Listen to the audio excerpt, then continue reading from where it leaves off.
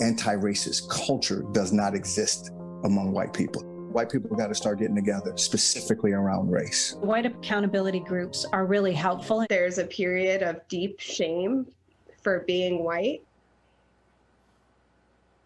This is really sick, and it's a complete dead end that will tank the country if we allow it to continue. Everyone is created equal in the eyes of God, and if you don't act that way and judge people based on who they are and what they do, the choices they make, and instead judge them on the color of their skin, it's over. That's very obvious. It's been obvious to people for a long time. In fact, it was universally acknowledged up until about 20 minutes ago. But the Washington Post, owned by Jeff Bezos, the New York Times, and a few other big outlets like CNN and NBC, are leading the charge in the other direction. The video you just saw, which is deranged, was released unironically, without scolding comment, by the Washington Post on Friday as part of a new series it calls The New Normal. Then a day after the video went up, the Washington Post published a hit piece on a journalist called Chris RUFO. Now, no one has done more in this country than Chris RUFO to expose so-called critical race theory for what it really is, which is racism, unadorned. It's systemic racism, if there ever was it. He has said that clearly, and they hate him for it. The Washington Post made so many errors in the ridiculous little hit piece that they had to post a list of corrections. Over at MSNBC, however, the race lady has not issued any corrections, including lying about how the FBI was on the case of the hackers who rearranged her blog or whatever. What a liar. She thinks that Chris RUFO and anyone else who doesn't like critical race theory is, can you guess? Yeah, you guessed it. We've seen a growing movement to reframe how American history is taught in public schools. Well, some parents who are opposed to critical race theory as new curriculum aren't too pleased. Just because I do not want critical race theory taught to my children in school does not mean that I'm a racist, damn it. Actually, it does. It's just another example of Republicans turning kids into a wedge issue, just like their politically motivated attacks on transgender youth who just want to play sports. Immigrant parents come to this country, I'm sure they were nice people, send their daughter to Harvard, and that's what you get. It really is. Our system produces the worst people. They're not the worst people when they start. Most people are decent when they start. But our institutions at the top of the society produce people like that, and that's the problem.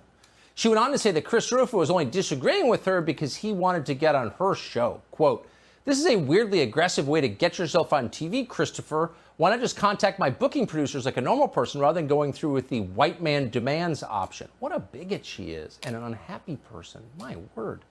Chris RUFO is, in fact, one of the most effective journalists and filmmakers in the country. We're happy to have him on with us tonight. He still remains. So, Chris RUFO, I'm surprised you're not in hiding after the Washington Post and MSNBC have decided, you should shut up. Be quiet, Chris RUFO.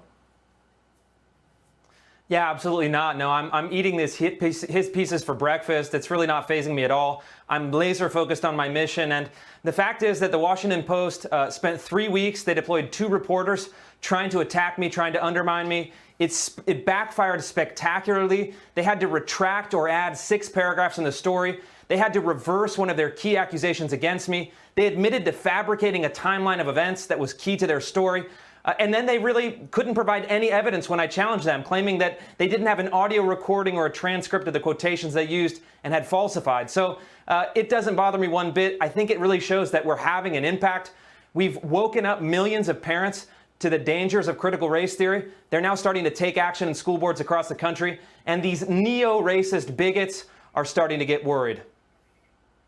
What's so crazy is that you're the opposite of the radical here. You're the moderate. You're defending a national consensus that existed in 2008 when Barack Obama was elected president. And the Washington Post said, and everyone said, this is proof that people are judged by what they do, by what they believe, by the content of their character, not by the way they look or how they were born. That was the whole point. And you're defending that, and you're the crazy person. By the way, we should say, we're going to do this on tomorrow's show, 2 people were arrested today, apparently at a school board meeting in Loudoun County, Virginia, when I think, at least in part inspired by your reporting, they went to say, whoa, you can't teach my kids this hatred, this garbage. Do you think that will continue?